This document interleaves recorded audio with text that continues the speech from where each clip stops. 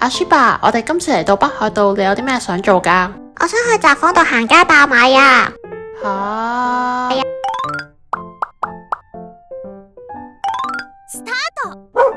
！Hello， 歡迎收睇阿 Shiba TV。上一集嘅主題係 PTCG 黑白龍首買日買卡爆卡，我哋一次過開箱咗60包瘦包同埋2包肥包，好彩中咗2獎。想知多啲可以睇翻我哋上一條片。而今集我哋會同大家一連2集向札幌度行街。今集會同大家集中行博野站至到大通站，途經離小路嘅區域，一齊睇下有啲咩值得買同埋有啲咩好食。影片開始之前，記得俾個 like 呢條片 ，subscribe 呢個 YouTube channel 同埋 follow 埋我哋個 IG 啊！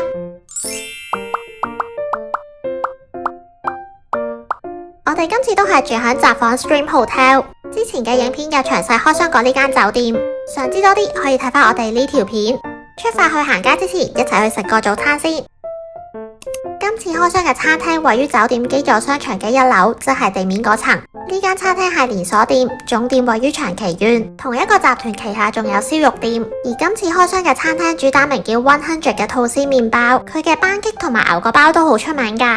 班戟響東京曾經引起排隊嘅熱潮。今次開箱嘅呢間札幌分店響2023年11月底開幕，佢嘅營業時間係幾長㗎？朝頭早8點就開始營業至夜晚12點，而星期日就會收夜晚11點。佢喺日本美食網 Tabelog 有3.49分，都算高分。餐廳入邊大概有40個座位。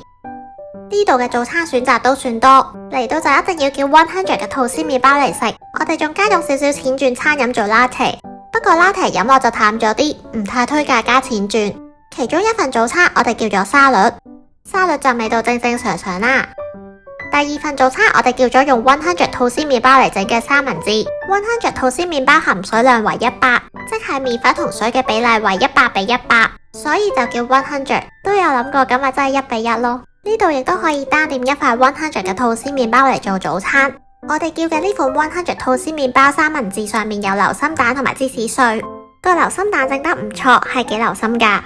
而三文治入邊就有火腿同埋番茄。呢個三文治我哋覺得好有驚喜，個麵包食落超水潤軟熟，真係好好食噶。最後要分享下啲無聊嘢，就係呢間餐廳有個隱藏嘅廁所，佢個隱藏廁所就喺呢幅牆嘅後邊。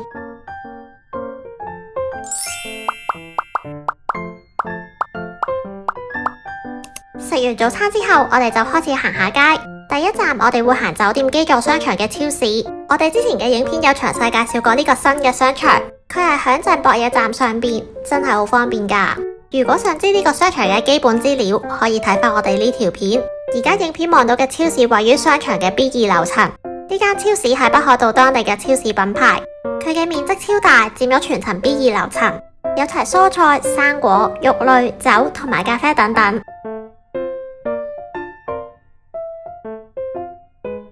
仲有好多杯麵，啱晒用嚟整和牛杯麵做宵夜。呢個區域仲有好多茶葉同埋茶包，亦都有之前靜岡影片介紹過嘅丸七製茶。想知多啲可以睇翻我哋呢條片。過少少仲有好多咖啡豆同埋咖啡粉，呢度有賣深研咖啡嘅咖啡粉。深研咖啡係北海道好出名嘅咖啡品牌，我哋之前嘅影片有開箱過佢嘅總店，幾中意佢總店個 vibe， 詳情可以睇翻呢條片。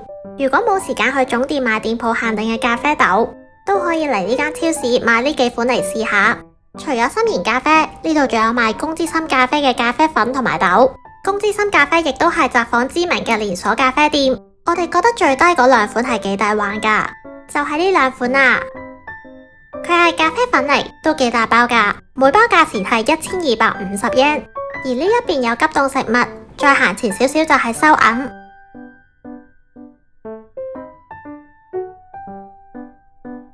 急凍食物區嘅右邊仲有酒區，有齊紅酒、白酒、啤酒等等。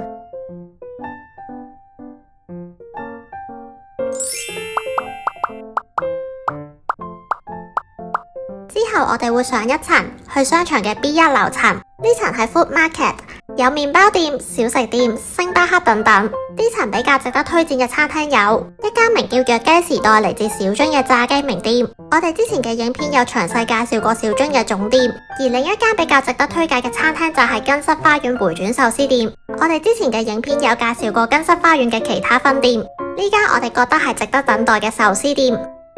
而今集我哋會重點介紹呢間手信店，呢間分店比起 Stellar Place 嗰間會少人好多，呢度可以揾到北海道各地嘅好嘢。有齊零食手信、當地新鮮食材同埋調味料等等，仲有得退稅㗎。零食方面，我哋會推介買右邊嘅粒粒，佢有多款口味可以選擇，食落超香脆又重米味，好推介大家買嚟試下。而佢嘅下邊放咗啲啫喱同埋朱古力米通等等，再行過啲有朱古力、餅乾、蛋糕等等。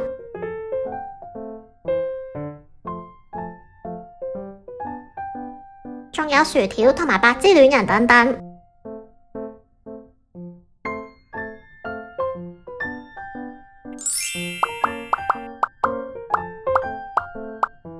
之後我哋再上一層，去到1樓地面嗰層，亦即係今朝食早餐嗰層。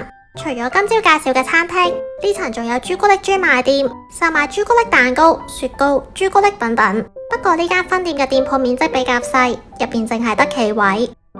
之後會介紹同層嘅呢間化妝品店，呢間化妝品店有齊多個日本大品牌，佢亦都有網店，可以網上面買。而我哋今次去嘅呢間分店面積都幾大，係幾好行㗎。SK2 旁邊有 MB 品牌嘅產品，MB 係一個由日本知名造型師河北佑介於2018年創立嘅美妝品牌，主打清新自然嘅妝容風格。佢嘅底妝產品係非常之熱賣，包括妝前乳液、遮瑕膏、氣墊粉底等等，亦都有好多人推介呢個美妝蛋，佢係可以乾濕兩用，打造透薄嘅底妝，當然要買嚟試下啦。而對面嘅呢間店鋪係賣韓國嘅化妝品同埋護膚品為主。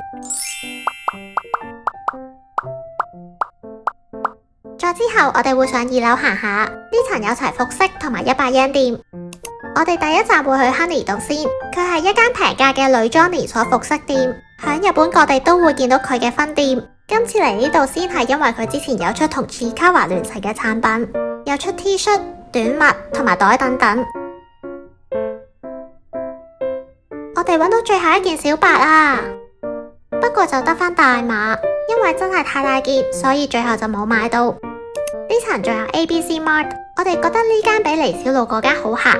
呢間分店有賣服飾同埋鞋，鞋嘅選擇都幾多，仲可以退稅㗎。而佢嘅對面仲有眼鏡店，呢個眼鏡品牌係嚟自日本東京，佢眼鏡款式嘅選擇係比較多同埋時尚。我哋幾中意佢嘅太陽眼鏡，佢嘅鏡片顏色選擇都幾多。我哋覺得灰色、綠色同埋粉紅色嘅鏡片都幾易襯同埋幾好睇。再行過少少就有 Daiso 同埋 Phoebe， 希望冇讀錯啦。Daiso 嘅面積係幾大，啲貨亦都好齊全。我哋覺得呢間係幾好行㗎。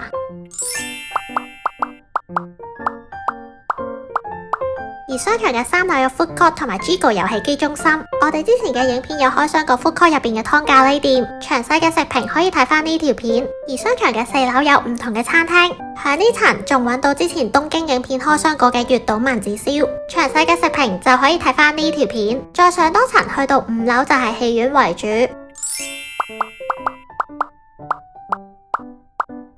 之後我哋會行嚟小路地下街。喺呢間 Free Course 終於揾到呢樣好嘢，就係佢啦，係 iPhone 嘅磁吸手帶，配埋 MagSafe 嘅手機殼一齊用，就可以一邊吸住 iPhone， 另一邊吸住雪櫃、電燈柱等等係鐵嘅地方再自拍，亦都可以捲起佢當手機支架咁用。呢個磁吸手帶喺 Free Course 賣1650 yen， 不過就成日冇貨，都有少少難揾。響地下街仲有札幌龍學校嘅分店，嚟到札幌龍學校當然要食佢最出名嘅雪糕同埋芝士撻啦。呢間分店喺日本美食網 Tabelog 有 3.42 分。我哋之前嘅影片有詳細分享過機場分店嘅食評，詳情可以睇返呢條片。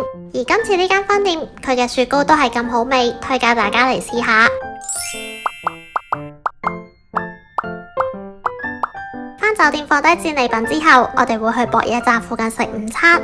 今日會食羊肉 shabu shabu， 會去一間叫做 Lamb to Udon 嘅餐廳。餐廳位於呢個商場嘅地庫，佢喺日本美食網 Tabelog 有 3.64 分。落到地庫轉左直行就見到，不過走廊會有少少壓味。餐廳入邊大概有30個座位，佢有榻榻米座位同埋普通嘅座位。我哋今次會安排普通座位嘅包廂，呢度係可以一人一爐㗎。而 lunch set 嘅選擇就唔算多，每個 lunch set 都有自選嘅肉、蔬菜同埋烏冬。上面嗰份係羊肉，而下面嗰份係和牛配羊肉。跟餐嘅烏冬就會遲啲先上。醬汁方面有豉油、麻醬同埋類似甜酸醬嘅物體，不過我哋覺得個甜酸醬味道有啲怪怪地。蔬菜嘅種類都算多，有菇類、蘿蔔、西蘭花等等。我哋會食咗羊肉先，佢有2款唔同部位嘅羊肉。可能因為我哋唔係好食羊，我哋覺得佢嘅羊肉騷味都幾重。口感方面，肉質唔算軟嫩，而和牛嘅油脂唔算多，佢嘅肉味係比較重。口感方面，和牛嚟講係有啲難咬開。最有驚喜反而係個烏冬，佢嘅烏冬係比較扁身，食落係幾彈牙同埋掛湯。整體嚟講，我哋覺得呢間餐廳嘅評分有啲啲過高，唔太推介大家嚟試。食完午餐之後，我哋會去札幌藥妝度行下。我哋會去札幌藥妝響尼小路嘅呢2間分店。第一間會去近馬路啲嗰間，呢間分店會大啲，佢有2層，比起其他藥妝店，札幌藥妝算係比較平價。整體嚟講，佢嘅定價會比松本清平啲啲。如果有去過另外一間平價藥妝叫做 Sundrug，就會發現佢哋嘅定價其實係差唔多。今次選擇嚟札幌藥妝係想試下佢自家品牌嘅面膜。佢呢款有維他命 C 同埋 A 醇嘅面膜，一包有10塊，賣580 yen。另一款就係加咗薏仁同埋酵母嘅面膜。如果行李有位，推介買大包裝嘅。大包裝嘅定價係仲平過細包裝，一包有30塊，都只係賣498 yen。呢款仲加咗膠原蛋白，當然要買嚟試下啦。如果平時飲得多茶同埋咖啡，推介買呢支美白牙膏。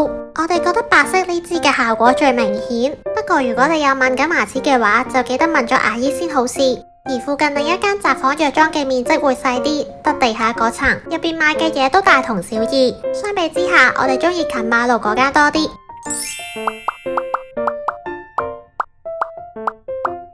行完藥妝店之後，我哋去飲杯咖啡休息下。呢間咖啡店響尼小路商店街附近，響日本美食網Tabelog有3.31分。